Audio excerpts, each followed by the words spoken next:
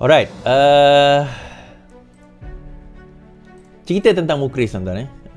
Ada satu perkabaran bahawa Mukhris sekarang ini bila Mahathir telah keluar daripada Bersatu, daripada Pejuang, banyak sangat parti aku dah pelik lah. Dia keluar daripada Pejuang. Sekarang ini Mukhris dalam keadaan tak tahu ke arah mana dia orang nak bawa parti ni. Okay, saya baca dulu kenyataan Mukhris. Mukhris main 2 kolam minta kerusi daripada PN dan PH. Presiden Pejuang Mukhris dilaporkan meminta kedua-dua gabungan politik PH dan PN bagi memperuntukkan sejumlah kerusi kepada parti itu dalam PRN akan datang. Berita harian online memetik seorang anggota Exco Kerajaan Negeri Kedah yang tidak dinamakan sebagai berkata, Mukhris menyatakan hasrat untuk Pejuang menjalin kerjasama dengan PN. Sumber itu berkata antara lain bekas Menteri Besar Kedah berkenaan meminta sekurang-kurangnya 2 kerusi DUN Kedah pada pertemuannya dengan 5 kepimpinan tertinggi PAS baru-baru ini. Dalam pertemuan itu, PAS tidak memberi sebarang kata putus kerana pembincangan masih di peringkat permulaan. Namun tindakan Mukhris yang turun mengadakan pertemuan dan menyatakan minat bekerjasama dengan PH membelikan beliau cuba bermain 2 kolam untuk mempertahankan kerusinya. Menurutnya, harapan kerjasama itu bertujuan menjadikan talian hayat mempertahankan kerusi DUN Jitra. Selain kerusi Jitra, akhbar itu melaporkan Mukhris memohon kerusi DUN Anak Bukit yang disandang Wakil Pejuang Amiruddin Hamzah. Ini salah seorang kawan itulah. Sekiranya kerjasama itu menjadi kenyataan. Namun tindakan Mukhris yang turut mengadakan pertemuan dan menyatakan minat kerjasama dengan Pakatan Harapan memperlihatkan dia cuba bermain 2 kolam untuk mempertahankan 2 kerusi. Okey, kita cerita Mukhris kita. Saya kata dulu tuan-tuan, saya pernah cakap dahulu berkenaan dengan Mukhris ni. Saya kata bila Mahathir tak ada, Mukhris tak boleh pergi ke mana-mana. Kata bila Mahathir tak ada, Mukhris dah tak boleh pergi ke mana-mana. Kenapa benda ini berlaku? Kenapa benda itu berlaku? Kita kena faham satu perkara. Bila Mahathir menjadi seorang diktator, dia tidak mengasah bakat anak-anak dia untuk juga menjadi diktator. Saya boleh kata Datuk Mukhris ni dididik dengan baik oleh ibunya lah. Dia seorang yang baik. Dia tidak sekejam bapaknya, bak kata PN Pendang MP Pendang tu lah. Berdendam. Dia macam ni. So bila Mahathir dah tak ada dalam Pejuang, so dia tak tahu sekarang ini arah dia ke mana. Tetapi dia perlu mengekalkan kedudukan di dalam pilihan raya dan juga di dalam kerusinya. Dia tahu last time dia bertanding dekat tempat parlimen dia bertanding tu, dia hilang deposit tuan-tuan. So most likely kali ni kalau dia bertanding DUN pun takkan menang punya. Most likely kebarangkalian tinggi dia takkan menang dalam pertandingan DUN ini. So dia perlukan talian hayat. Dia perlu dia tahu bendera Pejuang ni tak ada nilai. Again, betul tak apa saya cakap? Kan, Pejuang ni tak lama, GTA takkan lama. Saya kata benda tu takkan lama. So, dia nak pergi, at least kalau dia guna bendera PN ataupun guna bendera PH, adalah potensi untuk dia nak menang. Isu dia sekarang, bila dia berjumpa dengan geng-geng ini, masing-masing dah mula curiga. Mula-mula dia jumpa PAS, minta kerusi. Kemudian dia jumpa dengan PN, PH, dia pun minta kerusi. Jadi akhirnya kesetiaan dia di mana? Adakah kesetiaan dia sekadar untuk nak mengekalkan kedudukan dan kerusi? Itu yang jadi persoalan. Kalau betul lah dia jumpa PH kan? Sebab itu bila MP Pendang hari ni, MP Pendang kata,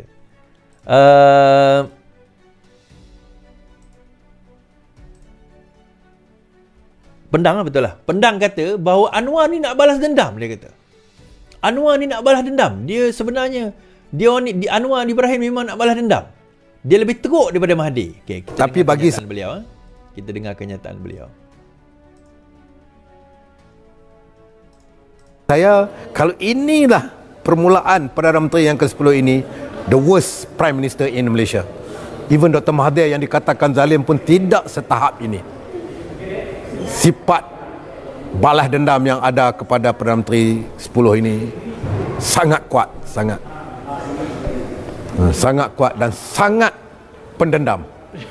Dan you boleh saya ni, saya yang menyebut, bagi saya kalau inilah permulaan kerajaan negara, pemimpin negara yang mengambil tindakan-tindakan terpilih, kalau betul-betul serius before PRU 14 ataupun 2018, banyak tuduhan-tuduhan yang dibuat kepada pemerintah pada ketika itu di zaman Najib, termasuk LCS yang dah siap semua siasatan dibentangkan dulu. Tapi yang ni, kita cerita yang ni dulu. Sekarang ini dia kata dendam. Sebelum saya cerita dendam ni, kita cerita kapal LCS. Dia sendiri kata sampai hari ni satu kapal pun tak siap. Saya nak tanya MP Pendang, pada masa tu bukan dia kerajaan ke? Bila kita bangkitkan benda tu, kenapa dia kata tak benar pada saat dan ketika tersebut? Kenapa tiba-tiba hari ni kecoh pula? Saya kata sabar. Yang tu nanti akan ada masa dan ketikanya. Akan ada yang kena. Akan ada yang kena. Tetapi, siapa yang kena kali ni tuan-tuan? Yang kena pendang. Macam mana dia kena? Anwar telah menghantar surat saman, LOD, Letter of Demand, untuk pendang memohon maaf.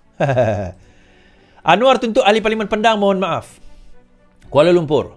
Datuk Seri Anwar Ibrahim memfailkan notis tuntutan terhadap Datuk Awang Solahuddin bin Hashim menuntut ahli parlimen pendang itu supaya memohon maaf tanpa syarat berhubung kenyataan berbau fitnah yang dikeluarkannya terhadap Perdana Menteri itu di lobi parlimen semalam. Anwar 75 yang pengurusi Pakatan Harapan memfailkan notis melalui tutuan SN Nair Partners. Menurut peguam SN Nair, jika pihaknya tidak menerima apa-apa maklumat balas yang memuaskan daripada Awang Solahuddin dalam tempoh 3 hari daripada tarikh penerimaan notis, tindakan perundangan akan diteruskan terhadap Awang. So kita nak tengoklah, adakah dia berani nak mempertahankan bahawa Anwar ini lebih kejam daripada Mahathir ni, tuan-tuan. Saya cerita tempoh hari dan saya akan beritahu sekali lagi.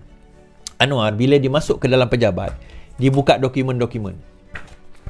Bila dia buka dokumen-dokumen ni, dia tak tahu pun dokumen ni berkaitan dengan siapa. Tapi bila dia tengok, mungkin ni tanggapan saya saja. Dia tengok, kenapa macam pelik je ni? Kenapa kau ni tiba-tiba masuk ke sini?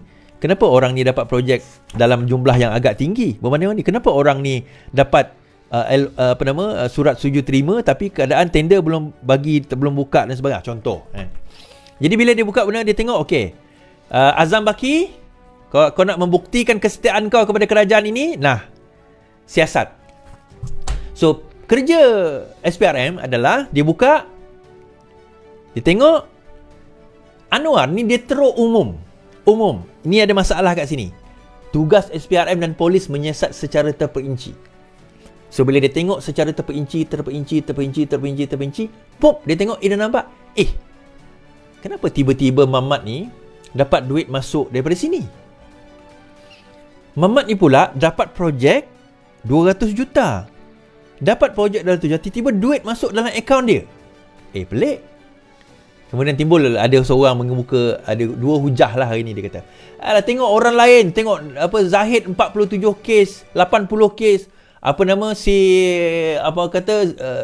Najib 40 kes. Yang ni setakat 2 kes je. 2 pertuduhan je. Dia tuan-tuan, saya nak bagi tahu, 1 ke 2 ke 10 ke 100 ke, itu tak penting. Yang penting pertuduhan. Yang penting pertuduhan. Itu yang pertama. Ada yang kedua, dia kata, kalau kita tengok Wan Saiful Wan Jan tu, macam mana dikatakan rasuah? Sedangkan dia tidak ada jawatan dan bukan ahli parlimen pun di dalam kerajaan pada waktu itu. Saya nak bagi tahu tuan-tuan, Rosmah pun bukan ahli parlimen. Malah Rosmah tak pernah bertanding pun. Tapi kenapa dia kena, tuan-tuan? Kenapa dia kena? Sebab itu dia bukan sekadar rasuah, tetapi ejen kepada rasuah pun kena. Dia bukan sekadar perasuah, bukan sekadar officer tu akan kena, ejen dia kena. Now, soalan dia, kalau Wan Saiful itu ejen, dia ejen kepada siapa? Tanda soalan. Kalau Wan Saiful itu ejen kepada untuk proses rasuah ini, soalan dia ejen kepada siapa? Ada 2 kementerian yang sangat besar dan bertanggungjawab dalam meluluskan projek tersebut. Perdana Menteri, Menteri Keuangan. Salah satu. Saya tak tahulah kalau ada kementerian lain yang terlibat. So, adakah mereka terlibat atau tidak? Itu persoalan yang besar. Yang sekarang ini, kita kena ingat kena yang ini, belum tentu yang lain tak kena. Itu yang saya sebut tu. Sebab itu kita kata, bila kita sebut rasuah ni, dia bukan sekadar orang yang bagi dan terima rasuah tu akan kena, ejen dia pun boleh kena. Ejen pun boleh kena, tuan-tuan. Kalau yang ini ejen 6 juta, pelaku sebenar bagaimana? Dia kata hari ini dia meletak jawatan Ketua Penerangan, menunjukkan integriti dan diterima oleh Bersatu. Alah, setakat jawatan Ketua Penerangan kau nak sibuk, nak tunjuklah. Tengok aku kena mahkamah, aku sanggup letak. Kalau sanggup letak jawatan ahli parlimen lah, macam berani. Buat PRK baru.